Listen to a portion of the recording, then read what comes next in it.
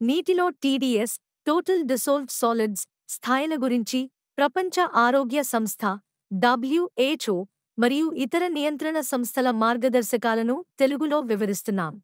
ప్రపంచ ఆరోగ్య సంస్థ WHO టీడీఎస్ అనేది ప్రధానంగా నీటి రుచి, వాసనతో సంబంధం కలిగి ఉంటుంది, ఆరోగ్యానికి సంబంధించినది కాదు అని WHO స్పష్టం చేస్తుంది. త్రాగునీటిలో కనిష్ట టీడీఎస్ స్థాయికి WHO ఎటువంటి ఆరోగ్య ఆధారిత మార్గదర్శకాన్ని ప్రతిపాదించలేదు.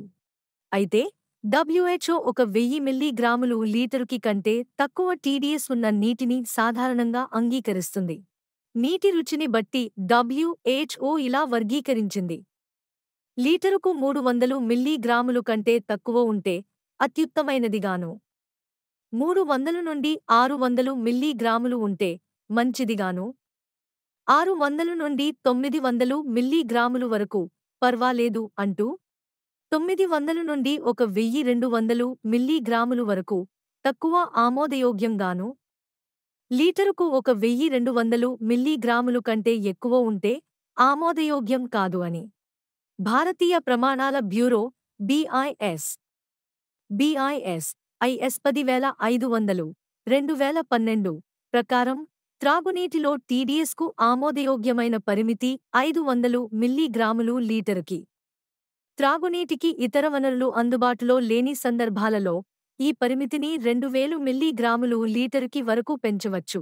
BIS కనిష్ట టీడీఎస్ విలువను నిర్దిష్టంగా నిర్వచించినప్పటికీ టీడీఎస్ 500 మిల్లీగ్రాములు లీటరుకి కంటే తక్కువ ఉండాలి అని సిఫార్సు చేస్తుంది.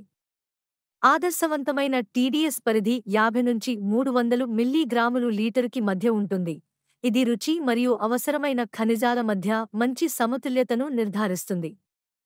ఇతర సిఫార్సులు: చాలా తక్కువ టీడీఎస్ 50 ppm కంటే తక్కువ ఉన్న నీరు చప్పగా ఉండవచ్చు మరియు అవసరమైన ఖనిజాలు లేకపోవచ్చు. నిపుణులు సాధారణంగా 50 నుంచి 300 వరకు ppm టీడీఎస్ స్థాయిని సిఫార్సు చేస్తారు.